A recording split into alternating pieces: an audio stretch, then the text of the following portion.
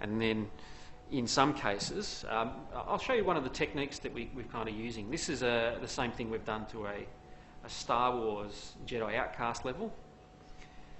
So this is, it's probably not going to run the greatest on my old crap top here, but so this is one of the levels. Obviously no lighting inside SketchUp, so that's why it looks quite flat.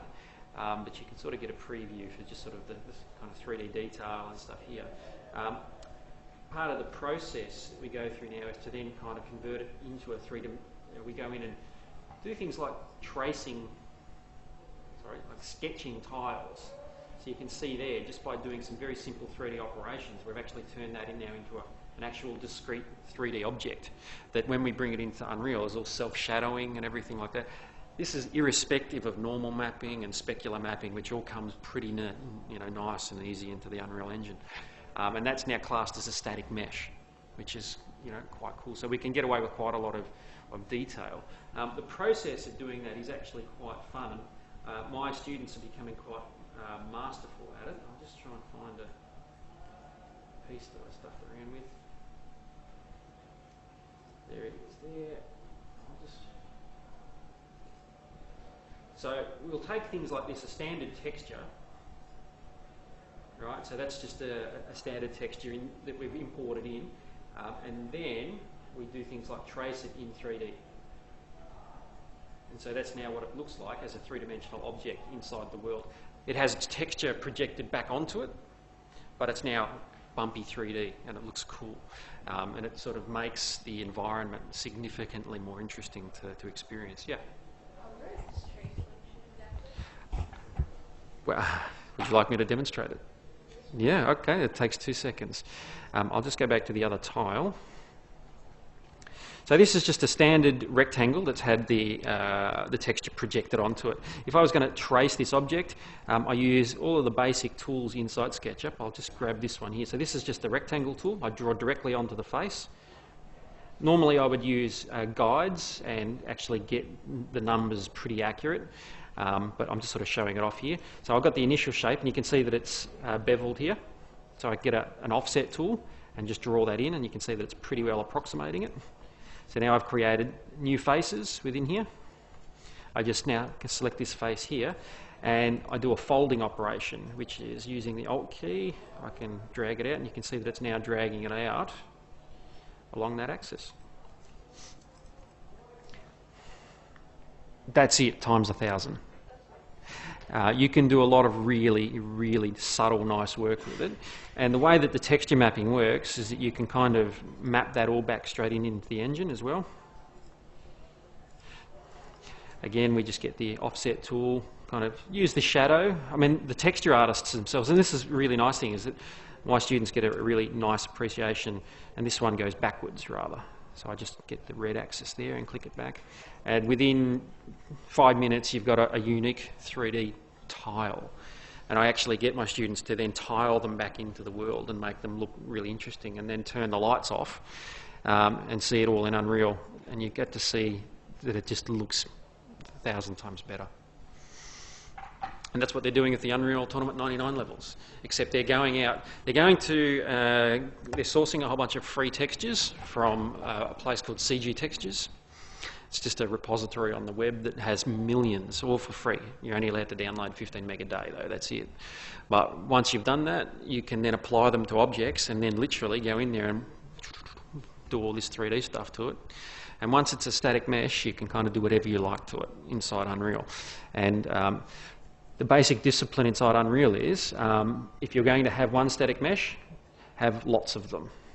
It prefers to have many, many instances of the same mesh. It's actually more efficient for it to reuse the same piece of geometry rather than to have one large, unique model. It actually says, for instance, with this particular one over here, excuse me, you can see that there's replication of meshes here.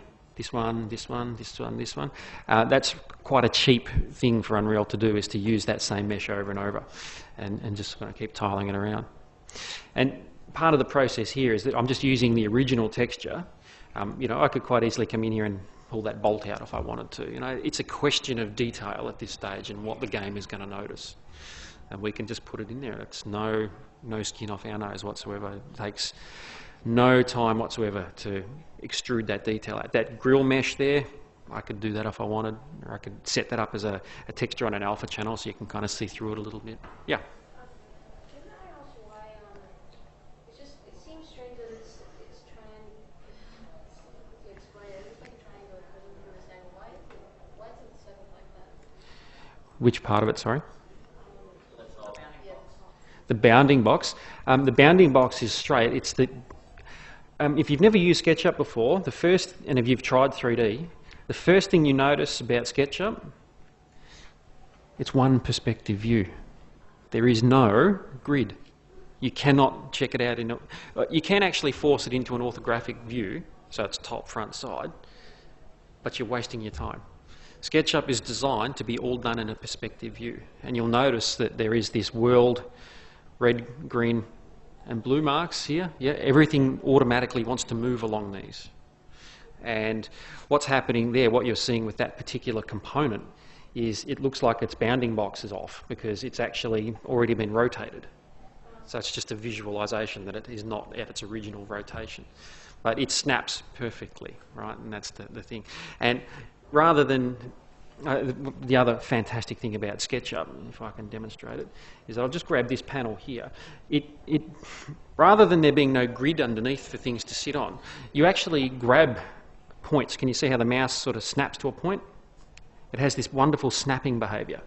Click, snap, and pull the mouse away.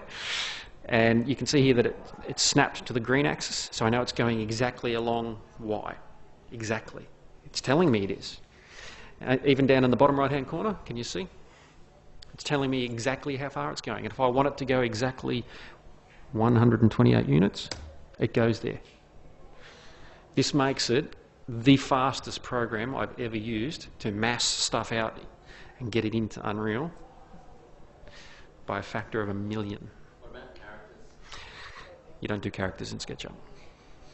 Yeah, so what do you use back? Max and Maya. Traditional packages. This is an architectural solution. You can model, you can still do organic shapes, don't get me wrong, but you just wouldn't do characters. There's no rigging solution inside SketchUp. Look, I've seen people make characters in SketchUp. I just think, why bother? It's just the wrong tool for it. But when you experience a lot of games, they're mostly environment-based, yeah? All right, and this tool teaches you how to smash out a lot of art really quickly. And not only that, art that you can refine very easily too. There's a few-step process where I can kind of export this piece of geometry straight out of here into Unreal, and then, oh, I missed something, go back into here, save over it, go back into Unreal, re-import it, and it's instantly updated. Instantly. And it's just like a feedback to your workflow. You can't create this kind of stuff inside Unreal. You can only use very primitive three-dimensional stuff that they call brushes, which is primarily still used for today for collision purposes. I mean, collision is one of the most significant aspects of 3D games. If you don't have collision, games suck. It's like, I shot you. The bullet went through, dude. The collision code didn't detect it. Oh well, screw this game then. So collisions are highly important. We use brushes for those, but for this kind of work, nothing beats it. And the degree of detail that you can go into, it's a little difficult for me to sort of say to you, oh, look at this, you can see that it's much more detail. The whole purpose of this particular level is not to turn it into a really, and that's a custom object there where I've actually created a pillbox, a security box, based around this technique. It's not designed on what I'm... Oh, there it is, placed in the level. You're not trying to... Well, I'm not trying to completely turn this into something amazingly HD. The way I see it is that I'm more interested in sort of getting more and more of the existing level in the level so that I can increase the poly count but still use their existing artwork style. And yes, I can bump panels out and make them look more interesting and do a whole bunch of cool stuff, but ultimately I don't want it to look too different from the original as well. So where you might have an external scene, I don't know how much I've got on this particular laptop, but I can have a look. No, it's probably a while since I've used this. Where it might be an outside shot, suddenly I can add 23,000 times extra detail of the same level geometry because it's so old and so efficient that when I bring it all back in, I can make the scene look 100 times larger, still using their raw artwork. So it's more about increasing the scope and the scale of what you see rather than worrying so much about the exact detail of some of these objects. But I equally am quite capable of coming into here and sort of choosing a part of this and turning it into something quite detailed in its own right, quite a lot of polygons, so that you could generate something like normal maps for it, so that you save on the poly count of the object. We're very much into low poly modelling though.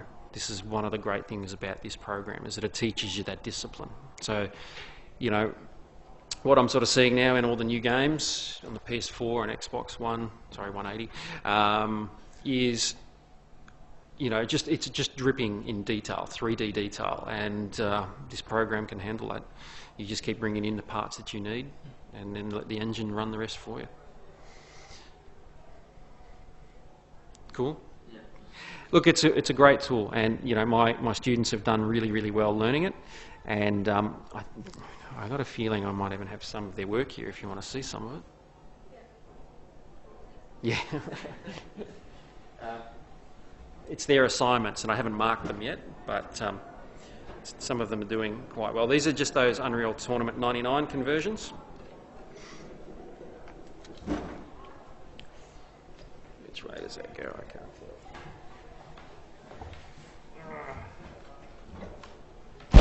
Ooh.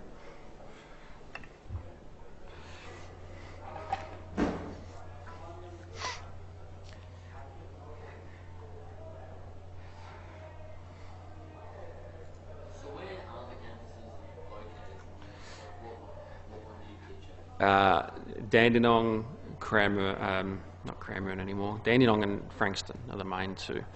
Dandenong is where the Certificate 4 and the diploma is being taught. And they're the ones that I teach. I teach them all, but that's the main ones that I teach. Give me a sec. Okay, yeah, so what we're looking at here is, so you'll see that we've got some Unreal packages, and this is the students' work so far. So they're actually creating, it's an old level from UT99, they're actually completely redoing inside SketchUp. So it's a very simple level, but they're adding all of this trim detail. So that particular piece just here is all trim. Just let me set the camera up a little better. Yep, so just very simple understanding of the relationship between textures and geometry and getting it all to work. The next thing is they're building now, so the actual UT99 level is probably just that part there, but they're building a whole huge pyramid now, and they're setting up a whole crowd tier that will be replicated this part here. There's going to be like a little royal area up here and like a little oasis, and it's going to be kind of replicated 4 times around. So it'll look really cool and epic, I think is the word he's kind of looking for. And he wants to have a thing that if you fall through here and go down to your death, you actually go down past all these huge statues of the gods on your way to the underworld before you respawn. So he's got some cool ideas, and he's just starting to kind of get it all to work. And these are all actual textures from Unreal Tournament 2004 that we've brought in, and we're using, hey, what's going on? I'm stuck in something. There we go. Oh, he's hollowed that out actually. That's right, he was going to play with that.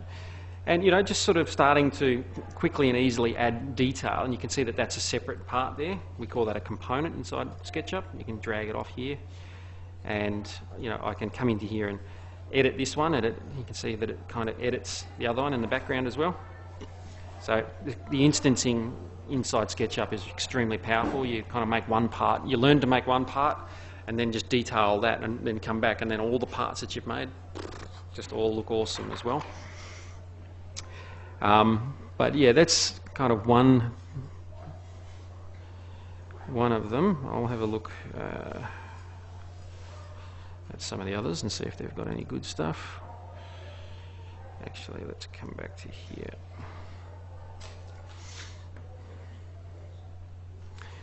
Sorry. That's fine with me. I'm going to go get some pizza.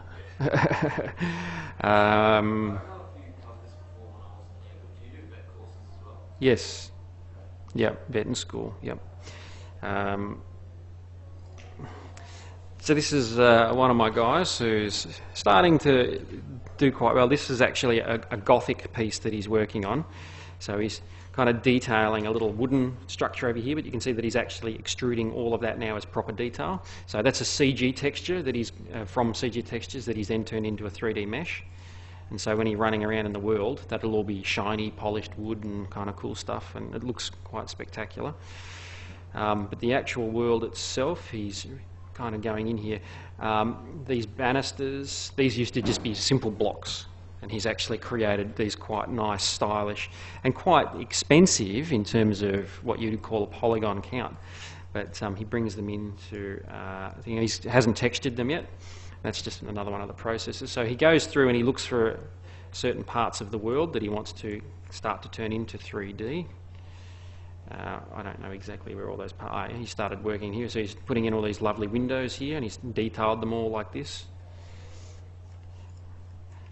And at the moment, that's all one large component, so he can bring that in as one separate piece into Unreal, and then play with that and make it look awesome. So we do all the 3D stuff here, but we do all of the special effects on it in Unreal, where we make it, you know, all the materials, editing that you would do to make this look even cooler.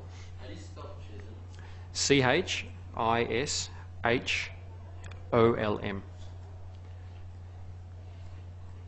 And that's a piece there. He was actually looking for some better references so he could design a much more interesting little cage there. But once he's built it, it's quite an easy thing to start replicating that piece across everywhere. So it's really about understanding how to design things. You know, you've got some nice shelves in here that he's been putting up. I think they're going to be tombs or something. There'll be some sarcophagi in there, and so on and so forth. So he's definitely having a lot of fun. He's one of those guys that when we get cranking, he just kind of has his headphones up really loud, and if everyone else is quiet, you can hear what he's listening to. He's just sitting there for hours just doing stuff. So he quite gets into that. How much more time do I have? Negative 5 minutes. All right then. Yeah, come to Chisholm. Seriously though, we do have, I think, something pretty unique. We're trying to build it into something that becomes hopefully a little bit more well recognised even in the media. We're sort of trying to get some projects running now. I'm collaborating with a guy up in Canberra who's got a development team. Because I know him and he trusts me, he's actually asking my class if we want to help build a chunk of his game for him, and my guys will get the credit for that, which I think is a fantastic opportunity. That I wouldn't say that it's something that we could recommend and do all the time, but I trust my class that they would do a really good job, so I need to trust, but he trusts me, and between us, the goal is at the end of this year they'll have credits on a game. And then they can roll that into a career. That's kind of what I want.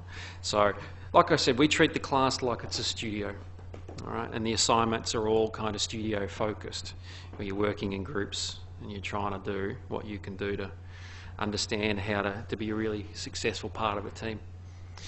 Because Andrew was right, you know, the days of lone rangers in this industry are long over. Although Alex, the guy who made Antichamber, he worked on his own on that. And he's known as to be a fairly interesting guy. You know, you don't get people working on their own anymore. You've got to work in a team, and you get great ideas coming out of teams. Better than what you'll come up with on your own, I guarantee it. Chisholm.